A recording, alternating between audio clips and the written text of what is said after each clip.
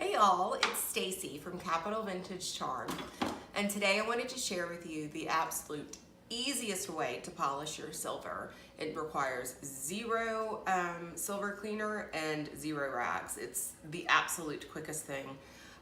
If I'm doing my entire place setting for silverware, trays and bowls, I can have this whole thing done in 15 minutes. It's insane. So I wanted to share this with you. So to get started, I usually like to have some sort of trivet on the counter just to be able to protect the counter. It gets pretty warm with the boiling water. I like to use these simply because they're inexpensive and you can throw it away whenever you're done. You're going to take aluminum foil. Now, aluminum foil is one of the most important parts of this because it's going to actually adhere the tarnish to this. So if I were going to do an incredibly tarnished piece of silver, when I was done, you would be able to see that the aluminum foil would be absolutely black with the tarnish. So you're going to pull out a piece.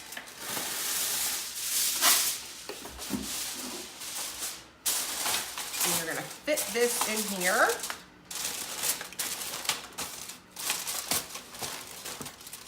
Doesn't have to be perfect.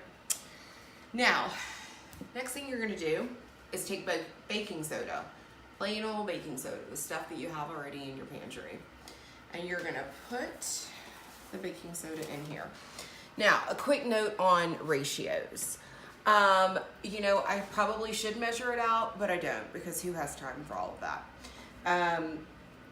I would say probably about a cup if you're going to use one of the big turkey roasters, one of the size of these, because you're going to want to cover a lot of ground in that one. I also use those turkey roasters if I'm doing things like my trays or if I'm putting my bowls in there to get those ready for a holiday or for entertaining. For something this size, I would say probably about a third cup or maybe even a half cup. When you put the item in there, you're going to hear it start sizzling. If it's not sizzling enough, you'll see instantly, okay, I need to add more baking soda. So I'll explain this when we do it.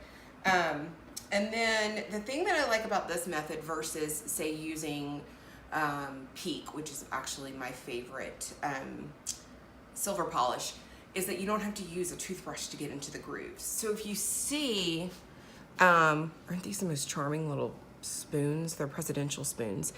Anyway, the detail on this, it would be really hard to get in there with a rag.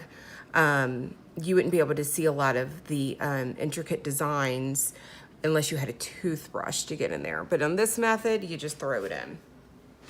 Okay, so you put it in there. A quick note on the water. The water needs to be boiling, as hot as you can possibly get it. So I see steam coming off the kettle. Now, you're simply just gonna pour the hot water. Hear the sizzle?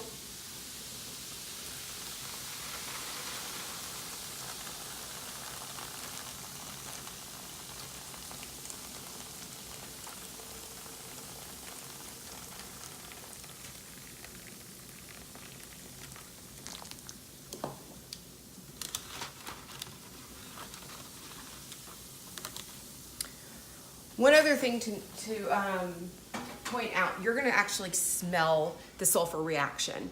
So, and you get a nice little steam. So you're actually gonna smell that sulfur reaction as well. Okay? And it's that quick. There you have it. A completely polished spoon.